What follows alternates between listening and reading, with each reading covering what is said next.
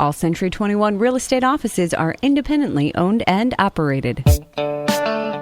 Happy New Year. This is the Real Estate Roundtable with Century 21 Jack Ruddy Real Estate. Good morning. I'm Jackie Ruddy, brokering with my husband, fellow realtor Pat Devaney. Happy New Year. Happy New Year. All right. Now, I don't want to say that 2022 can't be any worse than 2021. Oh, please don't say that. I said 2021 can't be any worse than 2020. And oh, geez, look at us now. All right. Happy New Year.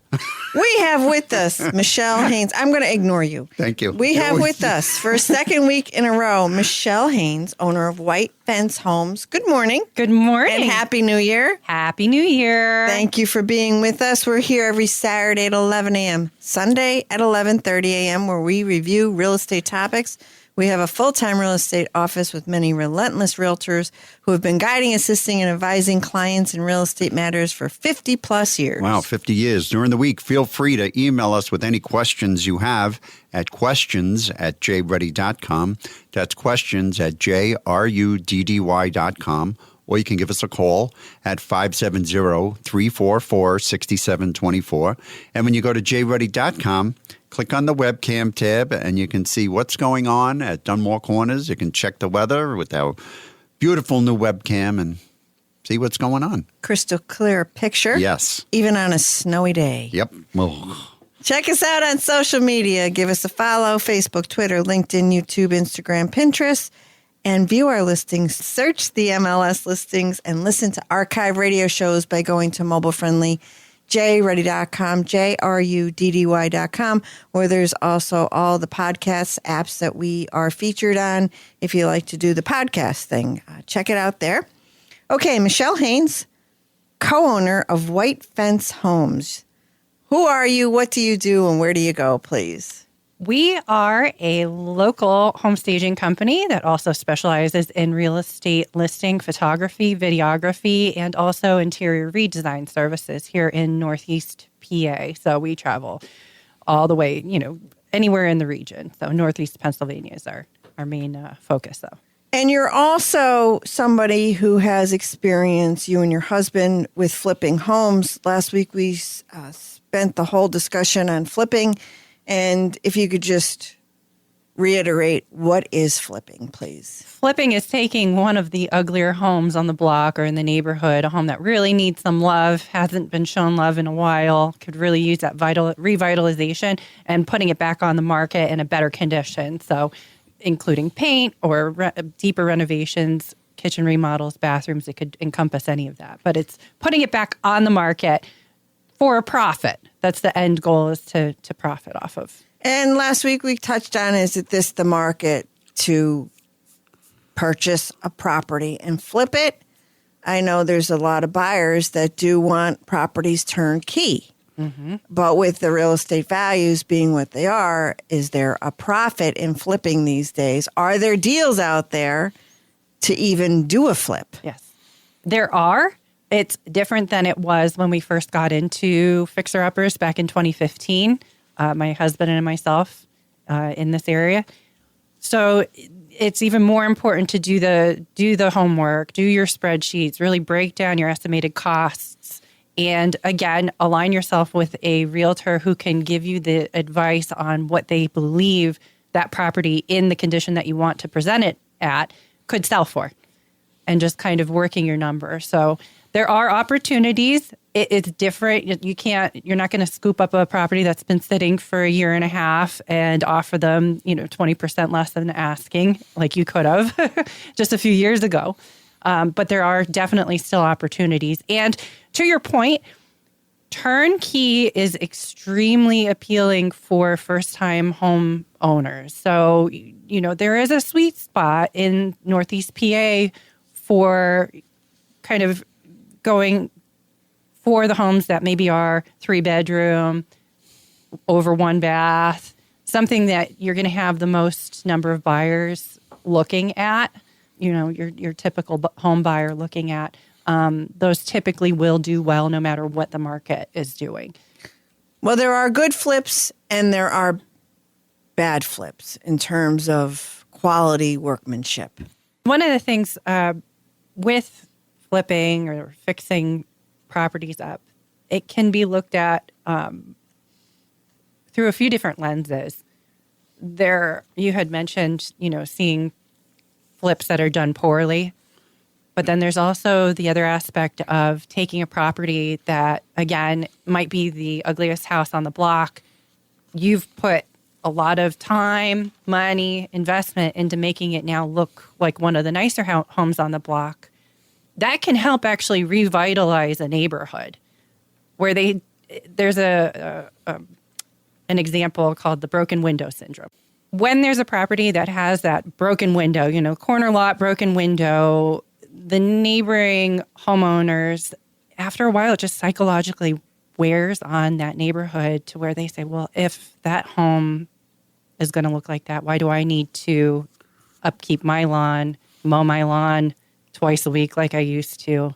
And it it can make a neighborhood kind of not fall necessarily into disrepair, but it just brings everybody down. It brings everybody down. Right. Yeah. If there's one broken window in the building, pretty soon there'll be two, then there'll be three, and then everything else around it starts to go down the tubes too. Right. So when you go into a neighborhood and you show the neighborhood, hey, we think you're worth it. We think your street is worth investing in, and bringing in new design trends or a new exterior paint color can really refresh how the property looks. You're also, when you're hitting the market with a fixer-upper, now you're increasing the neighborhood appraisal value potential. Oh, there's estimates? No. Well, yeah, but we don't like those. Sorry. You're increasing the value of the homes around it as well. Right. There's a couple of homes on my block I'd like to flip. There's 2 homes on my block I'd like to flip. Really, I'd just like to flip them over and be done with them. Be done with them. But they do need some.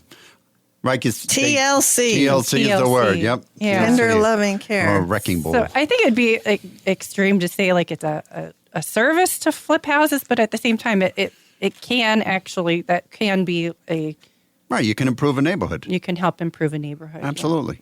Yeah. Okay. Not just so much the look of the neighborhood, but the psychological impact on the neighboring homeowners. Right. And I think we're seeing a lot of that in this area. We're seeing a lot more flippers coming in, both locally and from out of town, to help improve some of the neighborhoods that had perhaps been a little bit more neglected, but are getting that they're getting refreshed through some of the fixer-uppers. So whatever your opinion is on fixing and flipping homes, there's definitely that benefit of increasing the value of a neighborhood. Right. And now in Scranton, they're talking about Amtrak is supposed to be coming back and running that train that they've been talking about for 50 years about restoring rail service. If they do that, that'd be that's huge. Big revitalization. Right. It'll bring a lot of people who could turn Scranton into a bedroom community. And with people doing a lot of work from home, you got more bang for your buck up here anyway. Right. What are some mistakes that can ruin house flipping? Overinvesting. We talked a little bit about that last week. And how do you not do that? Spreadsheets, data, and just kind of restricting yourself when it comes to material choices. So there are so many options right now that are affordable as far as fixtures go, lighting, fixtures, flooring, hard surfaces, that you really can get a high-end look without completely breaking the bank. You don't need to necessarily, recycle everything in the home, reuse it. But that's another strategy, is when you're going in, being a little bit more finicky on, okay, maybe we could actually work with these kitchen cabinets. They maybe were installed in the 90s or the early 2000s. Painted cabinets are very in right now. There was a home that I recently did some staging for. They reused the original oak cabinets. I shouldn't say original, but they were from the 90s, 2000s. They sanded them down, painted them this beautiful emerald green, put brushed gold hardware on it, butcher block countertops, and penny tiles for the backsplash. It took this blah very cookie cutter oak cabinet kitchen that had very little personality, and just that paint inspired the rest of the kitchen. So just that you can reuse in some of the homes some of the existing fixtures and just enhance it. And that's a good way to save money. So getting back to your point, how do you keep from over-investing? You know, you don't necessarily need to tear every single house from roof to basement. Right. The house we live in now, it was a double. It was an investment property that we had. And when I retired, we decided to do it over. So we gutted it and we blew it out. And now we have this huge 4,000 square foot home. And we over-improved it. But we figured we were going out feet first. But until the barbarians moved in the neighborhood. But they're gone now, so we're okay. So, but maybe we will go out feet first. But we did a lot. And the spreadsheet, and we had the budget that we originally laid out. And then at the end, by the time I was done, the budget was actually doubled. It wasn't a little over. It was 100% over. But the house is... And we kept justifying and rationalizing by saying, this is a forever home. This is our forever home.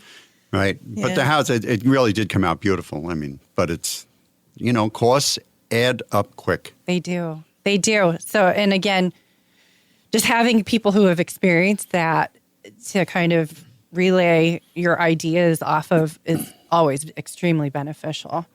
So... And I would say another mistake people overbuy, like buying at an expensive price too. Right. But a lot of times people call and think that they need to focus only on foreclosures. Mm-hmm. Oh, I want to buy a foreclosure because that's where I'm going to get my deal. Mm-hmm. But that's not necessarily so either. Right, right. And what about not really assessing what buyers want? Mm-hmm. Yeah. You really need to know what the buyers want. Right. For the expectations, the buyer's expectations at that price point that you're hoping to list at, they're going to have certain expectations. Like if you want to list the property at pushing, $250, $275, they probably are going to expect a master bathroom at the least. Or a second bathroom. Or at least a second bathroom. Oh, my God. A third. A third, hopefully. Yeah.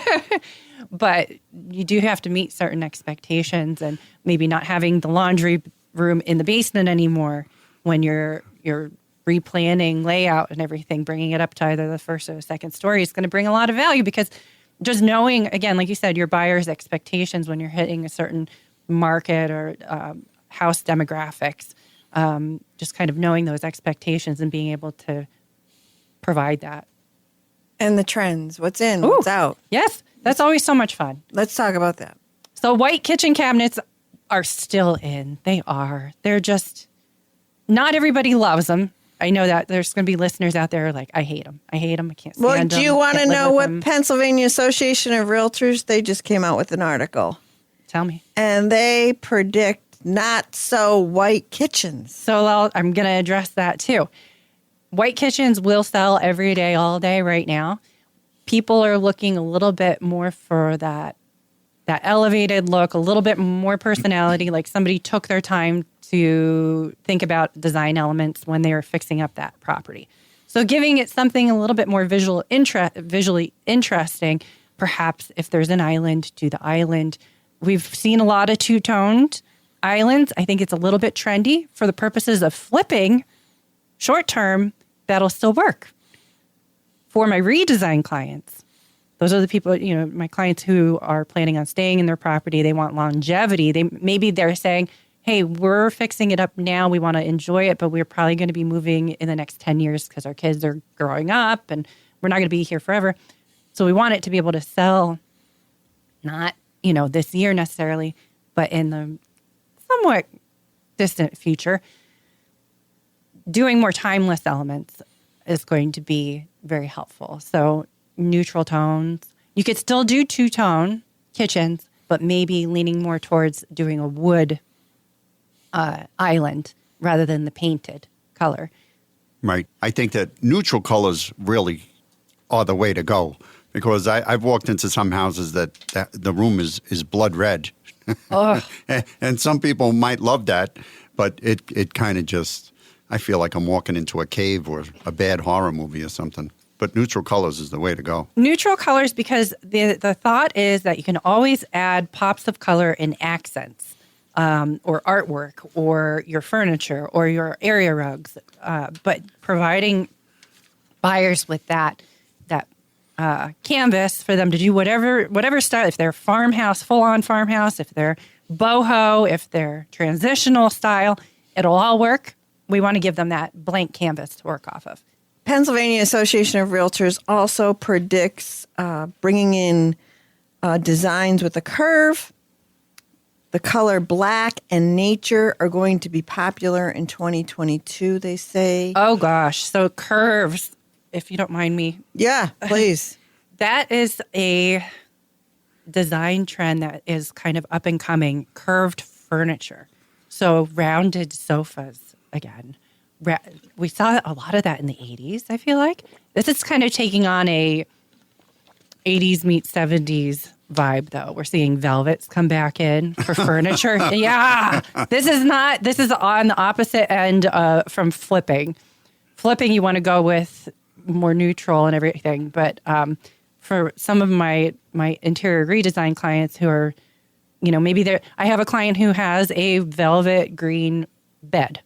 They want to keep it. They want all new furniture. So we're going to work with it, and we love it. Going multi-tonal in the same color. So they have that green bed. We might do a sage pair of accent chairs to kind of play with the tones. But natural tones are very in. Blues are a nice mainstay, both paint-wise and accent color for flipping and for living in. Well, they say with the state of the world right now and all the uncertainty of the future, as far as traveling and finances, it does make sense. People are trying to create their own retreat oasis right in their homes. Mm-hmm. So that's why they're seeing this happen. I won't get on a plane. No. I won't travel. If I can't get to my destination by car, I am going nowhere near an airport. I have no desire to. I think one of the filthiest places on the planet is an airport. And that's the last place I want to go. And I'm not dealing with all these rules. And it's not like there's people from all over the world bringing all kinds of diseases or anything along there. And then you're put into a tube with them and have to breathe the same air for 5 hours. So I'm all about, doing this kind of stuff in the home because I could get into being a homebody. So another trend that we're seeing because of the pandemic and because everybody's at home more often is making your rooms more multifunctional. So whether you're presenting a fixer-upper for sale and you want to highlight all that square footage in that property as being utilized in the most intelligent and useful way possible. So I call it value-added real estate. You have like a back porch or a heated back porch area that might be a really nice place for an office because there's so many people working at home, or a playroom where your kids can go and they can scream and they can have the toys out and everything. Just kind of framing that as like, this is very usable, multi-purpose space. I've even seen people putting desks underneath staircases, which is pretty cool. Using intelligently, taking a step back and just using all that existing square footage in the best way possible because we're spending so much time at home. Maximizing. Yep. Yeah. Good stuff. With us today is Michelle Haynes, co-owner of White Fence Homes. How does someone get in touch with you? They could give me a call at area code 570-763-1200. They could visit my website, which is whitefencehomes.com. They could visit our Facebook and Instagram pages. And if they want to shoot me an email, it is info@whitefencehomes.com. Thank you, Michelle. Pat? Yes, we have a very affordable 3-bedroom home at 422 River Street in Dixon City for only $119,000. This home has been well cared for. It's got a 1-car garage, a nice-sized fenced-in yard, covered front and rear porches, along with a newer roof. This property is just steps away from the Lackawanna River. Actually, it's in the backyard. All you got to do is just bring your fishing pole to the rear of the property. You can drop your hook in the water, or you can go for a walk along the Lackawanna River Heritage Trail. That's a 3-bedroom home with a detached garage at 422 River Street in Dixon City for only $119,000, and that's listed by Tim Vanson of our office. It's time for a quick break. We'll be back in just a few moments with more Real Estate Roundtable with Century 21 Jack Ruddy Real Estate on 94.3 FM The Talker. Who are Century 21 agents? They're high-tech gizmo-packing problem solvers with an appetite for getting things done. They know the best places to buy a home, to sell a home, and to find antiques, if you're into that kind of thing. They're weatherproof, foolproof, and proof positive that smart people doing good work can make big things happen for great folks like you. Oh, and there's one nearby. This is who they are. This is what they do. Century 21 agents. Smarter, bolder, faster. Each office is independently owned and operated. Hi, this is Jackie Ruddy from Century 21 Jack Ruddy Real Estate. Is real estate on your mind? It's on ours 24/7. Whether you're buying, selling, investing, or in need of an appraisal, you have questions, we have answers. Thinking of buying or selling a house and have questions? Tune in to the Real Estate Roundtable hosted by locally owned and operated Century 21 Jack Ruddy Real Estate on Saturday mornings at 11 and Sunday mornings at 11:30. Call 570-344-6724 or visit jruddy.com. That's JRUDDY.com. Happy New Year to all our listeners out there. This is the Real Estate Roundtable with Century 21 Jack Ruddy Real Estate. I'm Jackie Ruddy, broker.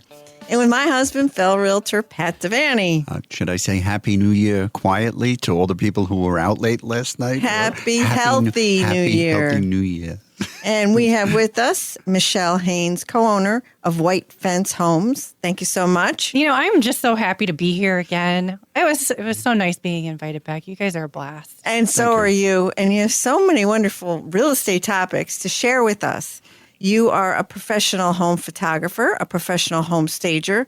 You do interior redesign. And you also have lots of experience, and that's what we've been talking about this week and last week, in the field of flipping homes for a profit, taking that home, that ugly home, transforming it into something beautiful, and then making some money on it. And there's a lot of people that want to do it, but it's not for the timid. You really have to know what you're doing, how to buy, where to buy, what to do, and there's so much to it. So, and you've done it in Texas as well as in Pennsylvania, so you know the different markets, right? Yep. What do you focus on when you purchase a property, you know you're going to flip it? Where do you focus your attention? All of the interior, or is it just certain areas of the home? So this is maybe where I differ, our company may have differed from other flippers. Every property that we've flipped, I would feel comfortable moving my own family in. I have kids. So we really have done them kind of inside and out. We make sure that the outside has good curb appeal. Because remember, I'm a real estate photographer as well. That's the first image your buyers are going to see is the exterior of your home. So to, ignore the exterior or not put in a little bit of landscaping work is doing yourself a disservice. So, but flooring, paint throughout, any repairs that are needed, that's important to get in front of. And then kitchens and bathrooms always sell homes. So especially in a flip, because now you're bringing something that's super fresh and just done to the market. So we had briefly talked about maybe adding an accent piece. So whether it's a little bit of color on the cabinetry, a solid surface, you had talked about, what do you choose, quartz or granite or whatnot. Quartz is kind of the gold standard right now. Because there's so many options. It's man-made material. You could go in any one of any direction. But that marble look, that Carrara marble look, quartz, right now is super hot. But doing, it's what I've also seen other flippers do more recently is doing something a little bit more bold. So again, the gold cabinetry pulls and the gold light fixtures really has that wow effect. Now, what I wanted to wrap back into in flipping, because this is how I got started doing home staging, was in our own flips. We found that the value of doing home staging in these fixer-uppers just made the properties like blow up on social media. We were getting, each home would get 35 walkthroughs in the first couple of days, which this is before the crazy real estate market. when most homes would get maybe a couple here and there, and they'd sit on the market. We were under contract in the first weekend. And I attribute a lot of it to the quality of craftsmanship, but also, home staging and listing photos. Made a difference. Presentation, So absolutely. all of the things that you do in your business complement one another. They do. Yep. So even if somebody totally renovates a property, staging is a big part of it. Absolutely. Whether it's a light staging service, which I provide, I could bring in just light staging. So maybe just the kitchen and the bathroom, just a few extra items, some counter height stools at the island, something like that, all the way to bringing in actual furnishings for a living room, bedroom, and really fully finishing it out. And also virtual staging. Our first visit, your first interview with me, we talked a little bit about, virtual staging has a place that can even work in conjunction with tangible staging to kind of provide this product that really wows consumers and wows buyers and gets them very excited about it. So what do? You take a picture and you put a piece of furniture in the picture? Mm-hmm. Oh. Yeah. So it helps buyers imagine what could fit in there and what it could look like when it's all said It's and tough done. when you walk through a house and it's all empty and you're trying to picture what is this room? Right. And that's why I don't recommend usually doing virtual staging in the entire home, because that front room, that living room really should get tangible staging so people can walk in. They're not going to feel like, where did all those beautiful things go that I saw in the listing photo? But they could feel like, oh, this is how I could totally live here. I could just walk in and live right here. Could we buy? Sometimes they'll even say, how much is the couch that's in the front room? Or how much would it cost just to buy everything that has been staged? I've gotten that before, and they've literally bought every item that I've put into the home. So it can really change the perception of the value that people put on the property as proper staging.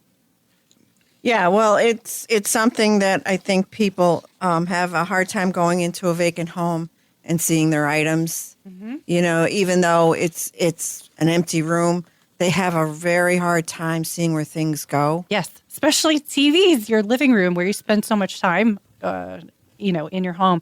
And then vacant rooms, you had mentioned, like, how large is this room? How small is it? It's hard to tell in both photos and even in person. Vacant rooms always look smaller. Vacant rooms also highlight flaws. So if I'm not talking about necessarily like with a flip or a fixer-upper, because hopefully everything looks great after you're done.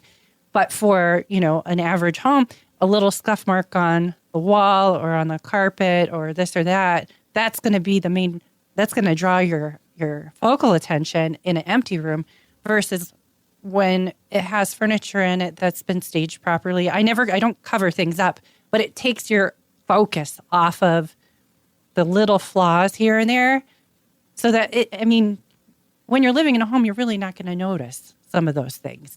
But if it's a completely empty room, that's going to be all you're going to look at. Go right to it. Yeah, that's all you're going to see. Right. So some of the mistakes I see with homes that are being flipped are that all the finishing work is not complete. And I think that's a huge turnoff. Mm-hmm. Also, when it's a work in progress and there's all the stuff, the tools and the mess, I think that's a very bad idea. Right. Marketing presentation is everything. And honestly, I'm here for fellow flippers out there. If anybody ever wanted to call me, have me in for consultation just to help finish everything up, I'm absolutely free. I'd love to help out with that. And I've done that before too. Okay. Michelle Haynes, owner of White Fence Homes. May I have your contact information, please? Yep. They could visit our website at whitefencehomes.com. They could give me a call at area code 570-763-1200. Email me at info@whitefencehomes with an S at the end.com. And they could check us out at on Facebook and Instagram. We're out of time. Thanks for joining the Real Estate Roundtable with Century 21 Jack Ruddy Real Estate on 94.3 FM The Talker. We'll be back here Saturday at 11 a.m. and Sunday at 11:30 a.m. Happy New Year.